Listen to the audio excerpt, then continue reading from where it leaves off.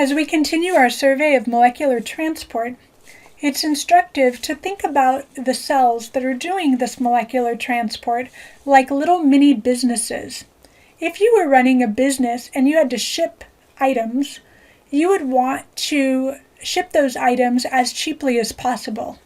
And in the same way, the cells that need to do a lot of molecular transport, they want to do so by paying as little money or energy as possible. In fact, whenever possible, they want that transport to be free. And if it's not free, they want to pay as little as possible as they can. So that's going to be our lens that we're going to look at active versus passive transport. In simple terms, the concept of passive transport is like free transport. This would be like shipping something, but it doesn't cost you a dime.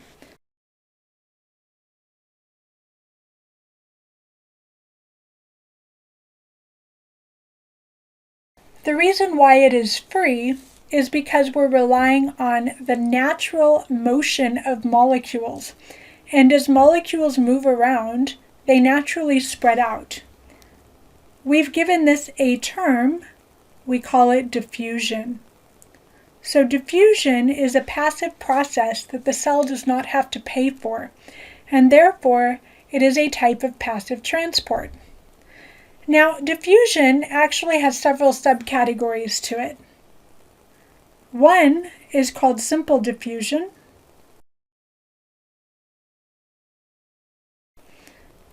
And another is called facilitated diffusion.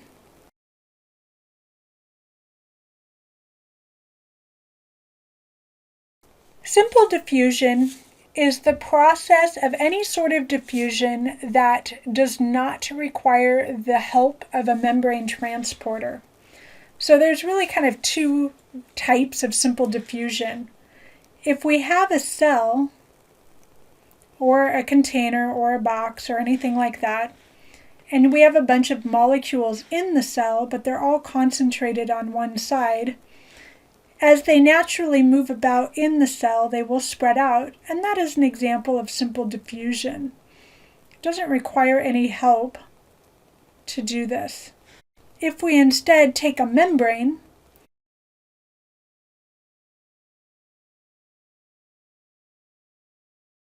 and we're looking at something like oxygen, in my starting picture here, oxygen is concentrated in the extracellular fluid, but oxygen is not repelled by the phospholipid bilayer. So therefore, oxygen moves freely across that membrane. That membrane is almost non-existent to oxygen, and oxygen will eventually reach diffusion equilibrium.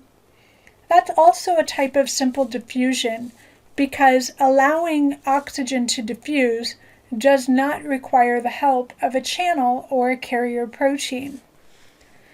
Facilitated diffusion is any sort of diffusion that does require the assistance or the facilitation of a channel or a carrier protein.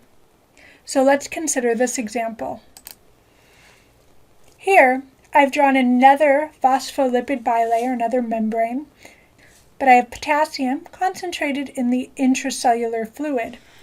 Now, potassium is going to be moving around, and of course it would like to move to the extracellular fluid, but ions are public enemy number one for that lipid bilayer. And so that lipid bilayer is like a brick wall. Potassium cannot cross.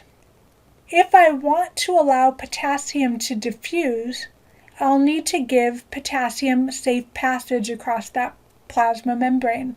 And the easiest way to do that is to insert a channel protein specific for potassium. So let's go ahead and do that.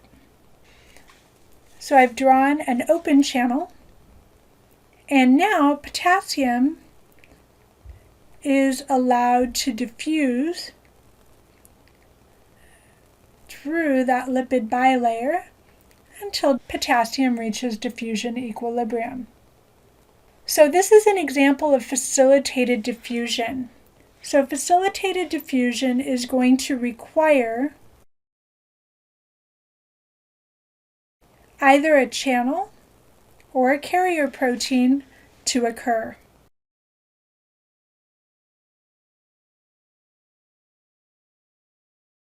Now, what if I used a gated channel? Instead of using an open channel, let's say that I put a gated channel in there. That gated channel in my current drawing is closed, and so no potassium would be allowed to diffuse. But if I opened that gated channel, like so, then potassium would continue to be able to move. Now obviously potassium has already reached diffusion equilibrium, but that doesn't mean potassium stops moving. Molecules are constantly in motion. Water is a special case. Water, when it diffuses, is called osmosis. It is still a type of passive transport. And water, because it can sneak through a phospholipid bilayer, especially if that phospholipid bilayer doesn't have very much cholesterol in it, or it can use a channel called an aquaporin, can occur either via simple diffusion or via facilitated diffusion. So now that we've taken a look at passive transport, again, note that in every case we're relying on the natural motion of molecules in order to get some sort of transport. Let's take a look at the converse, which is active transport. Active transport requires payment. You have to pay with some form of energy, either because your transport is going to rely on some sort of movement, like the movement of vesicles. Any type of movement is going to cost money.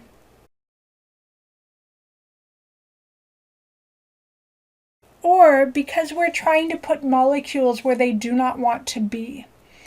So where do molecules not want to be? Well, they really don't want to be concentrated. So if we are trying to create a concentration gradient, or we are trying to add to a concentration gradient and make it more concentrated, both of those are going against what molecules want to do and therefore require some form of payment.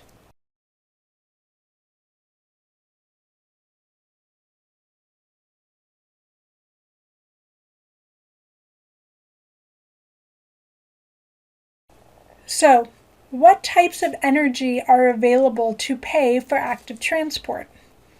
In Chapter 10 of the workbook, you learn that there's really kind of two types of energy. One is chemical energy, and the most common form of chemical energy that is used to pay for active transport is ATP. But then the other one is a concentration gradient. So this is going to be kind of a useful thing that we'll look at in a moment. So there's a couple different ways that we can pay for the creation of a concentration gradient or potentially movement of vesicles. The most common type of active transport is going to be the second one.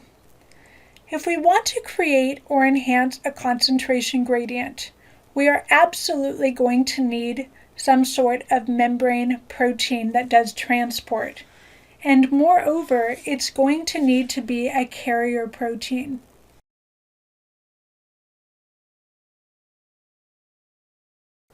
So carrier proteins are required. It cannot be a channel protein.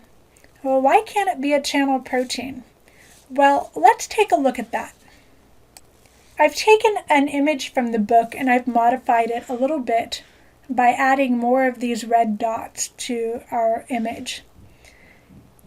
Here, the concentration is in the intracellular fluid. So which way do those red spheres want to go? Well, based on natural movement, the red spheres would want to move to the extracellular fluid. They want to diffuse from the intracellular fluid to the extracellular fluid. But I don't want to do that. I actually want to take the lone red sphere that's out here and move it against its concentration gradient into the cell. If I used a channel protein, like so, think that open doorway, then these red molecules would not stay where they are. They would want to move the opposite direction. So I can't have an open doorway. Instead, I'm going to need a carrier protein because a carrier protein is always closed at one end, making sure that I carefully bring over my new substance without letting our existing red spheres escape. So you can see as soon as it captures this red sphere, it closes on the other side, and now it's going to open back up here while staying closed on this side to make sure that none of these guys escape. Okay, so that explains why a carrier protein is required to move molecules against their concentration gradient, where they don't want to be. Now, what's not shown in this image is that in order to move molecules against their concentration gradient, you have to pay for that. And that might not be terribly obvious why you have to pay for that at first. So let me give you this analogy. This is actually one that I do in real life when I get to teach in person. We have a classroom. Just draw a schematic of a classroom here. Here's my instructor desk. Here's me. And then here's all the students. All right, so you're all at your benches. And there's usually 30 people in a room, pre-COVID anyway. And there's a little door over here. And what I do is I basically ask people to stand and congregate into that little spot. And so people will move and really crowd together. Again, this doesn't work with COVID. It kind of only sort of worked before. And stand in that spot, crowded together like sardines in a can. And I ask people if they just want to do this. Do you want to do this willingly? And everybody looks at me like I'm crazy. And then I say, well, what if I give you 10 bonus points? Will you go stand up? And then it's a mad dash. Everybody runs over here going, yes, yes, absolutely, I will go stand over in that corner if you are going to, what? Pay me for it. I'm not paying you in cash, I'm paying you in a much more valuable type of currency, which is points for the class. I don't usually offer 10 points, but it's usually 2 or 3, and almost everybody will run to that corner and, without touching everyone, stand uncomfortably close to everybody else. My point being that nobody wanted to do that. Y'all want your space. But if I pay for it, you'll move. The same is true with molecules. So molecules don't naturally want to move to where they are crowded. And that is especially true if the molecules are ions and they're all the same charge. Because guess how much these same charged molecules like being together? Exactly none. They hate it. Not only are they crowded, but they are all repelling each other. So trying to create a concentration gradient of charged ions is particularly expensive. So how can we pay for the transport of molecules against their concentration gradient? The most common way to pay is with ATP directly. And we've already seen this in action. We've seen this with the sodium-potassium pump.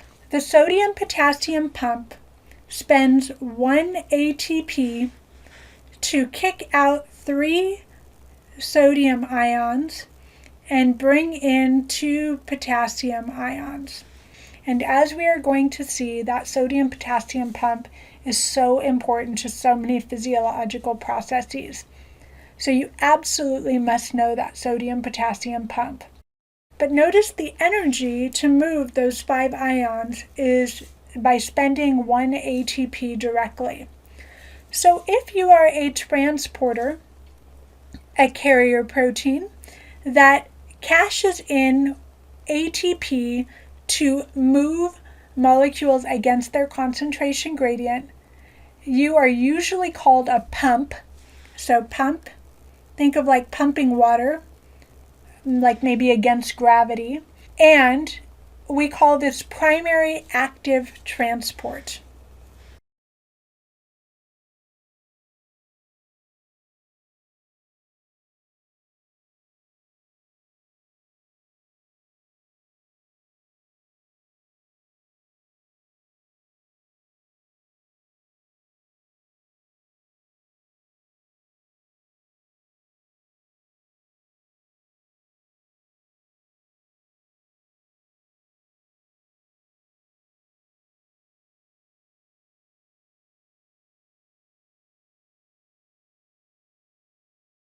So there's that word pump. Okay, the fact that I'm describing this as primary suggests that there might be a secondary or a tertiary. And indeed, there is a secondary active transport. So not all payment is made with ATP.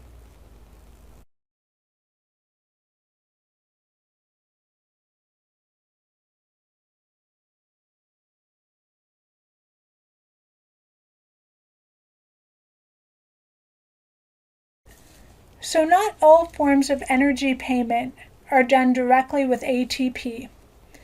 Sometimes we utilize an existing concentration gradient to pay for the movement of something else. And if that sounds like a mouthful, let's actually take a look at an example. One that we'll see several times this semester is called a sodium glucose cotransporter. The first thing that I want you to see here is that it's a carrier protein. It is a cotransporter, which means that it is going to be moving two things, and the two things are going to be sodium and glucose. And this is called a sodium glucose cotransporter. Let's first take a look at sodium. So here's our sodium. Here it tells you where the concentrations are. You can see that sodium is more concentrated in the extracellular fluid rather than the intracellular fluid. And therefore, sodium wants to move this direction. So that's a passive process. If we were just allowing sodium to move, sodium would naturally diffuse into the cell. But now let's take a look at glucose. Glucose is low outside of the cell but high inside of the cell. So glucose does not want to come into the cell. In fact, glucose wants to go this direction. So what we have is sodium wants to come into the cell, but glucose wants to go the opposite direction. But here I want glucose to go into the cell. This is what I want. And that's the opposite direction that glucose wants to go. So that's going to be active transport because I'm moving glucose against its concentration gradient, against the way it wants to move. My payment is going to be in the form of sodium. So in other words, I'm going to allow sodium to diffuse, and it's going to bring its unwilling friend glucose with it.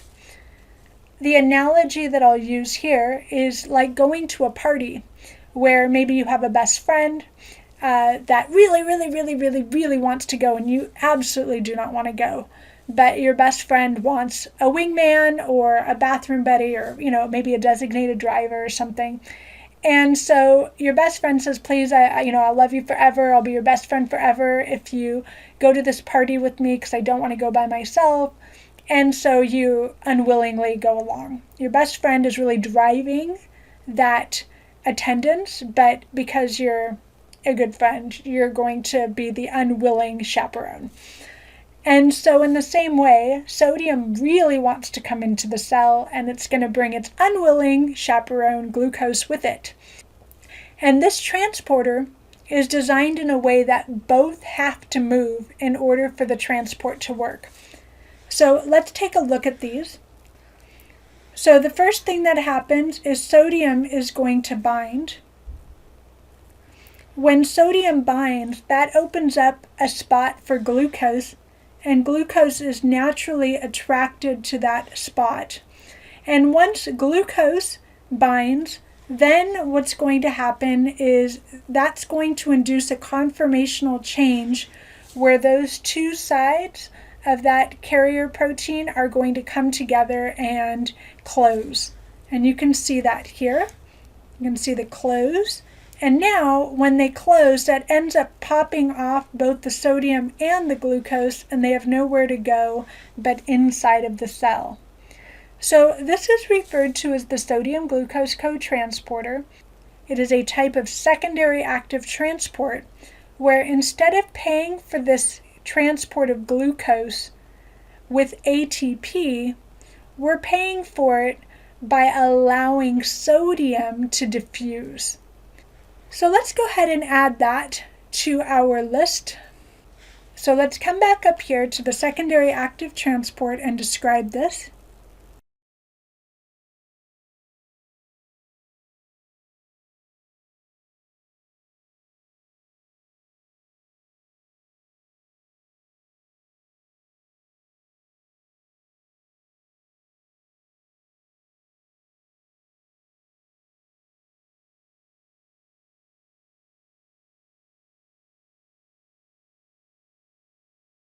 In the human body, it's almost always sodium that is diffusing, and that's the payment. So an example, and one we'll see a few times this semester, is that sodium glucose cotransporter.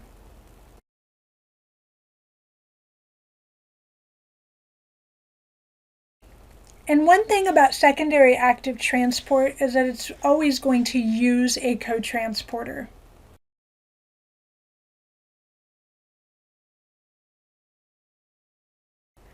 So your question may be, why do we use this secondary active transport at all? It seems kind of like an extra step that may not be needed.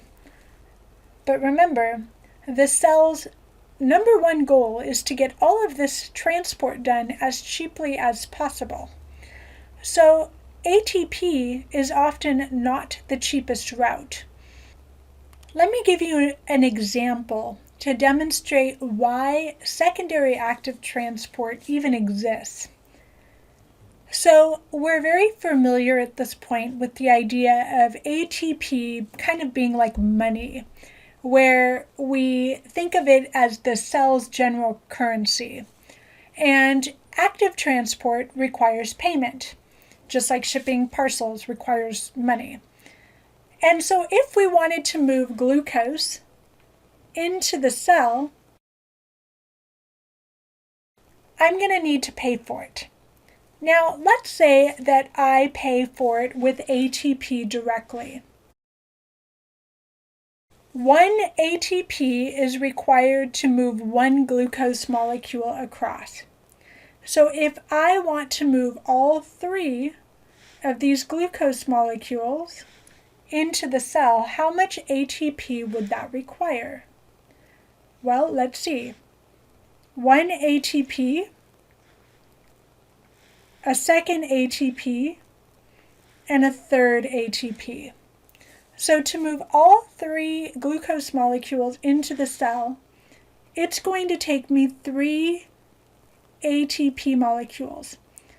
I mean, if you think about this like money, let's say each ATP molecule is $10. That's $30 that we just spent to move 3 glucose molecules in. Is there a cheaper way? And the answer is yes. If we use the sodium glucose cotransporter, we'll make this one the sodium glucose cotransporter, like so. So is there a cheaper way? And the answer is yes. By using secondary active transport, our overall payment is less. Let's see how that works. In order to move glucose into the cell using a sodium glucose cotransporter, I require 1 sodium. So my red dots are sodium. So 1 sodium, and then that's going to bring that glucose in. Okay, so now I'm going to bring a second one in. And then finally, my third one in. So how much ATP did I spend? And you go, I don't know, you spent sodium. You let 3 sodiums diffuse. That would be true. I spent 3 sodiums. Well, sodium really isn't currency, right? But how did those sodiums get concentrated in the extracellular fluid in the first place? The sodium-potassium pump. So over here, we have our good friend, the one that I said you're going to know like the back of your hand by the end of this class. We have a sodium-potassium pump.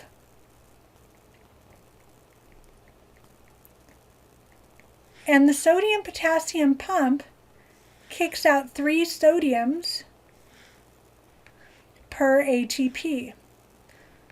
So to get 3 sodiums out, and that's exactly what I need to bring 3 glucose molecules in, I spent 1 ATP, because remember, 1 ATP fuels 1 cycle of the sodium-potassium pump, which kicks out 3 sodiums. So by using the sodium-potassium pump in conjunction with the sodium-glucose cotransporter, I spend only $10 to move 3 glucose molecules in rather than $30. So secondary active transport, which usually relies on the sodium-potassium pump in some way, is often more economical for active transport over using primary active transport. And that's why we see it. Okay, we've now looked at creating or enhancing a concentration gradient, and I want to briefly talk about movement of vesicles. So anytime you're moving vesicles, those vesicles have to walk on a cytoskeletal monorail, and movement costs money in the form of ATP.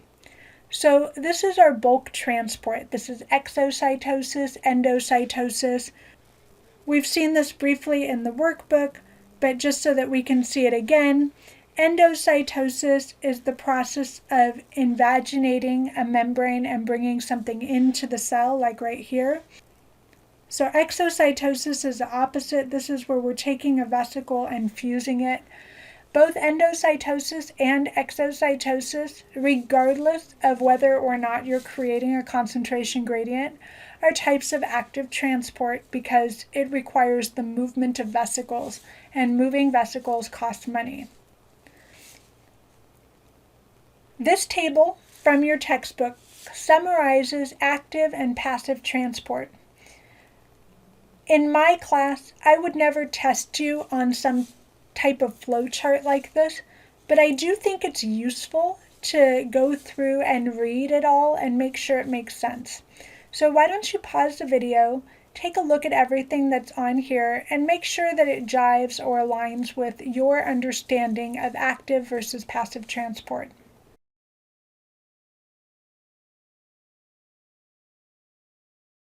Okay, we have one more topic, and that is looking at some functions of carrier proteins.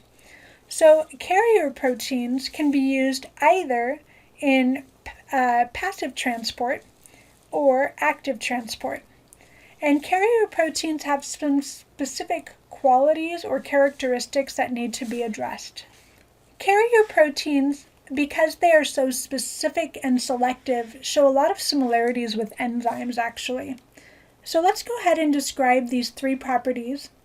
I'll list them first, and then we'll talk about each one independently. Carrier proteins show high specificity.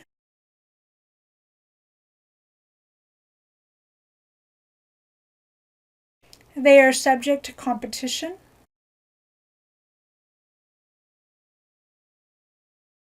And they are subject to saturation.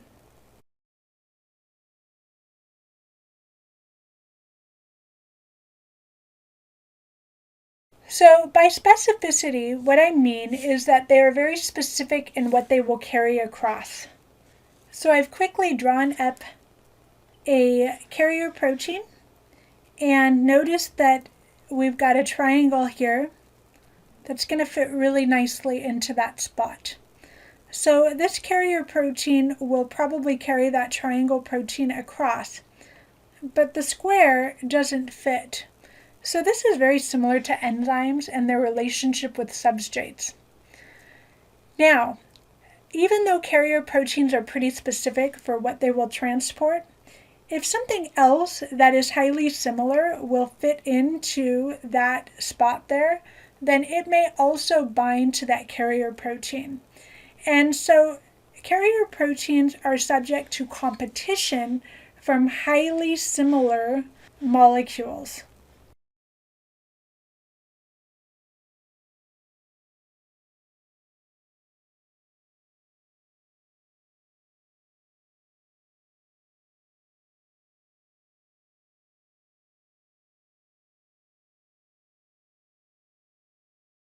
Sometimes those molecules that compete for access there, like this one, prevent the closure of the carrier protein and effectively jam it. So if you put this in here, there is just no way that that carrier protein is going to be able to close, and therefore the carrier protein is effectively inactive and unable to do any transport for a while until that competitor molecule leaves. Other competitors can be transported across. They don't have some sort of extra thing hanging off of them that blocks the closure of that carrier protein. So again, competition means that it has to be really similar, but as long as it's pretty similar, it might also compete for access. Now, saturation is probably the most important thing in here, and that is the idea that carrier proteins can only work so fast. And at some point, they are always transporting and can no longer transport anything beyond their max rate of transport. And you guys saw something like this in chapter 12 of the workbook with enzymes, where we talked about enzymes becoming saturated, that enzymes are always working, like the taffy wrapperase. They can't wrap any more taffy than that. You've reached your natural cap, and the same thing is true for transporters. So here's a graph that shows the idea of saturation, where basically it says the more concentrated the substrate is, whatever it is you're trying to transport, the more you'll transport. Now that makes sense, because the more often you encounter the thing that you're trying to transport, the more you'll transport. But at some point you're always working, you've reached your maximum capacity, and then you're not going to be able to transport anymore. So we expect the graph to kind of do this, but it's reached its maximum. And again, you can think about this like an assembly line and how many things you can do per minute or per hour. At some point, you're going to reach your maximum capacity, and it doesn't matter if your boss wants you to do more, you're simply not going to be able to do more because your hands are always busy. And the same is true for transport. So that ends this part of the lecture. In our next lecture, we are going to look at something called transepithelial transport, where we look at transport of molecules across an epithelial layer. So that's going to be 2 membranes, not just one. I'll see you for the next lecture.